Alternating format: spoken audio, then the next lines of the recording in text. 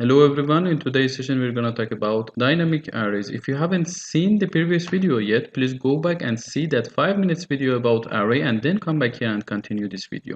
In today's session we will see what is a dynamic array, how it works, what is the time complexity of different operations, merits and demerits and applications of the dynamic arrays.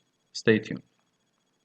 In the previous session, we saw fixed length array in which we cannot change the size of the array. For example, what will happen if we want to append a new element at the end of the array? Assume this is memory stored two different arrays. The first one keeps a set of characters and the second one keeps a set of integer values. And if we want to add a new element, append a new element at the end of the first array, we can see we are changing some meaningful information in the other array.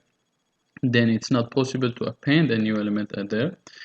Can we insert a new element in between two values, for example a and b? Again, no, because we don't have any space for that. Can we delete an element, for example b? We can delete the content, but we cannot delete this cell and the place will be over there yet. Then we cannot delete it. But well, how can we do that? We can simulate these operations using dynamic arrays. Let's see how we can handle all of these operations in dynamic arrays.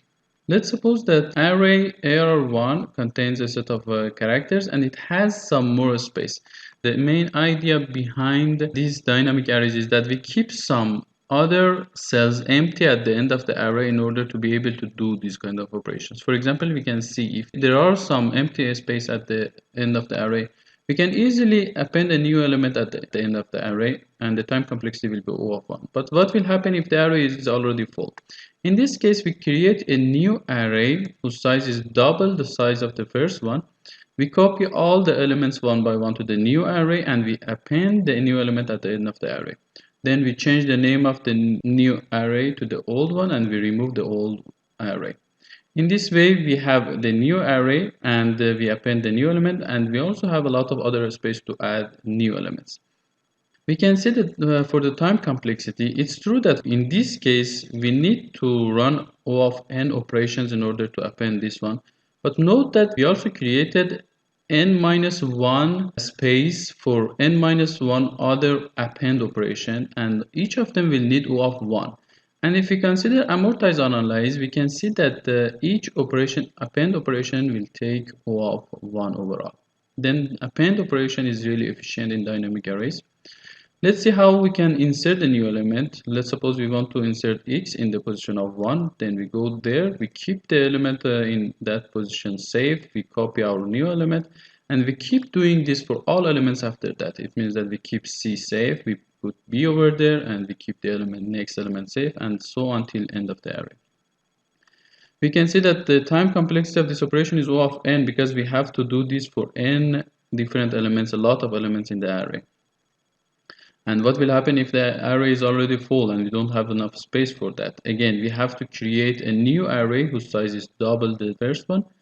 We keep copying all the elements till we reach the index that we want to insert a new element. Then we copy the new element and then we keep copying the rest of the array after that. And again, we can see the time complexity is O of n. Of course, we need to change the name of the new array and we remove the first one. And time complexity is O of n, and for delete an element, it doesn't matter if we already know the index of the element that we want to remove or we know the item that we want to remove. Let's consider this case that we know the index of the element that we want to remove.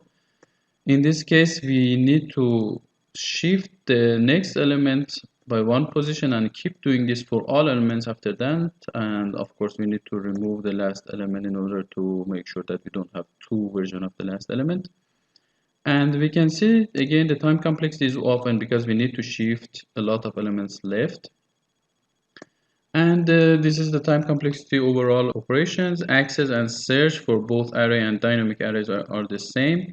But for dynamic array, we can do some other operations. Append is O of 1, which is really efficient and fast. But insertion and deletion needs O of n, and they are not that efficient. And it's better not to use dynamic arrays if we need a lot of insertion and deletion. There are some other and better data structures with better time complexity, and we will talk about them later.